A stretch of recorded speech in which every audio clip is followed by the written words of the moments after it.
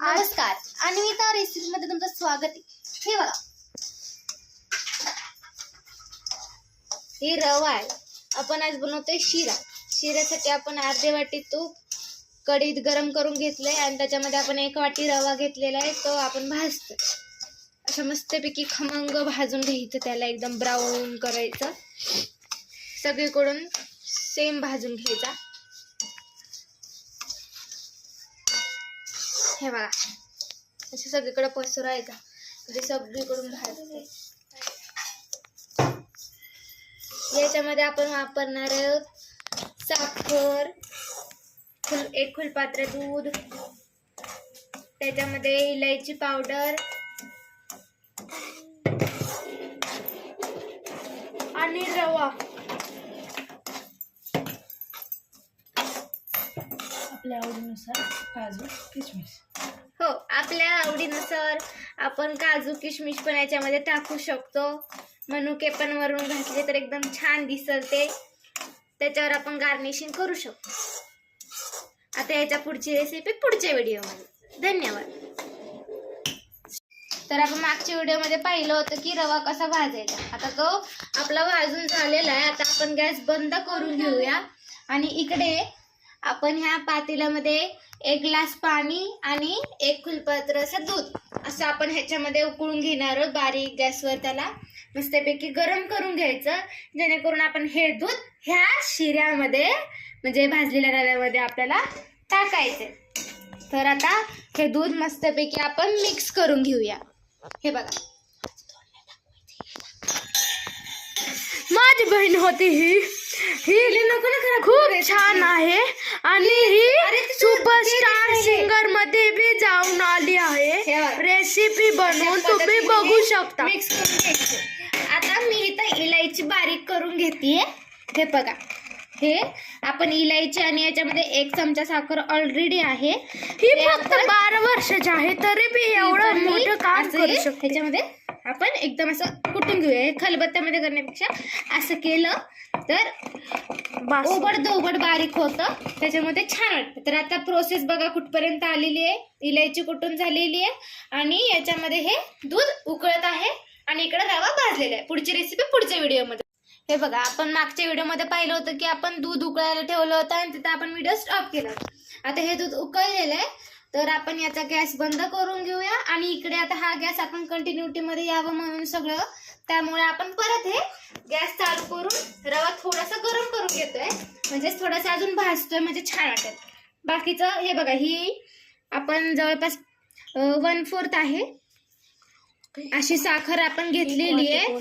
Sorry, 1/3 ती आपण साखर याच्यामध्ये घेतली आहे आणि आपण हे सगळं जी सामग्री आपण वाटून घेतली होती किंवा साखर, हे आपण याच्यामध्ये आता घालणार आहोत। हे आता मस्तपैकी भाजलंय, पाहू शकता तुम्ही। हे बघा, असा ब्राऊन कलर त्याला आलेला आहे। ते आपण आता फुल गॅस करून 1 सेकंड असं एकदम हलवून घ्यायचं। सगळीकडे मिक्स झालंय का ते पाहायचं।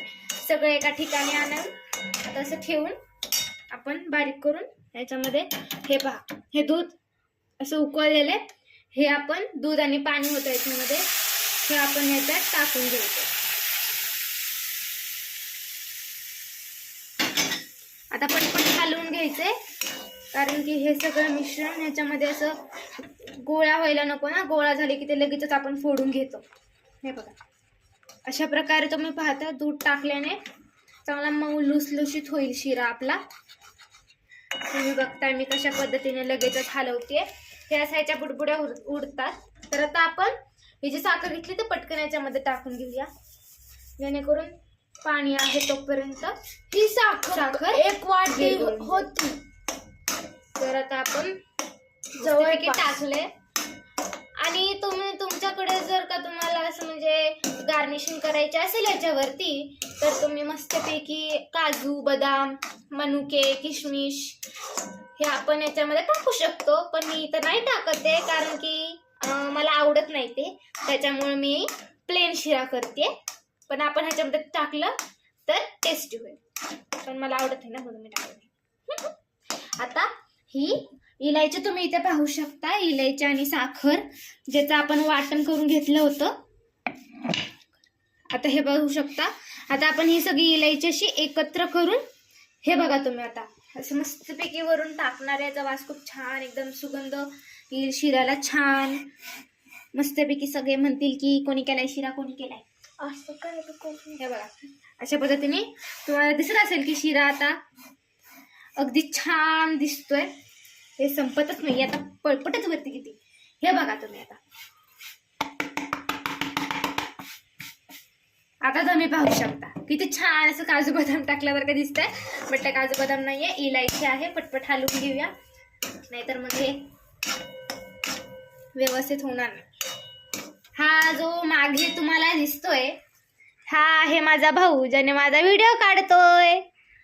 तर धरे हे पाहू शकता तुम्ही मस्तपैकी मी शिरा बनवतीये. आज अंगारकी चतुर्थी आहे, त्याच्यामुळं प्रसाद पण दाखवायला होईल आणि आम्हाला पण खायला होईल. त्याच्यामुळं मग मस्तपैकी मी तुझं हे कान ठेवणार. शिरा बनवून घेतोय. आता ही रेसिपी आपण याला शिजण्यासाठी आपण काय करणार आहोत, याला आपण झाकून ठेवणार आहोत. एकदम एकदम बारीक गॅस तुम्ही पाहू शकता. आता याच्यावरती आपण एक प्लेट झाकून घेऊया. फक्त हे बघा तुम्ही पाहू शकताय मी याच्यावरचं काढलंय आणि हे असं ठेवलंय, म्हणजे जेणेकरून वाफ जायला पण जागा राहिली पाहिजे.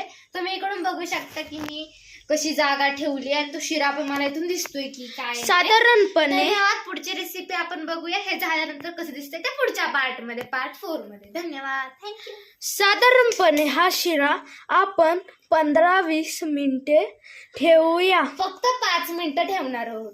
ह्याचं काय.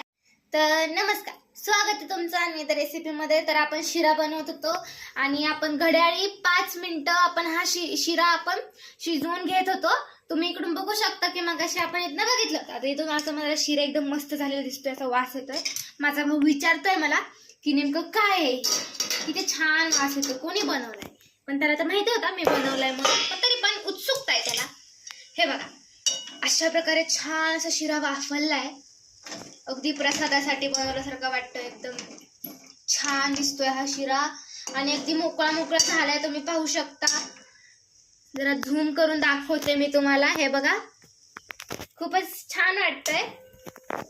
तुम्ही पण नक्की ट्राय करा. आणि आता आपण याला हलवून घेतो एकदम छान मस्तपैकी, जेणेकरून एकजीव होईल ते सगळं मिश्रण जे आपण याच्यात टाकलं होतं ते.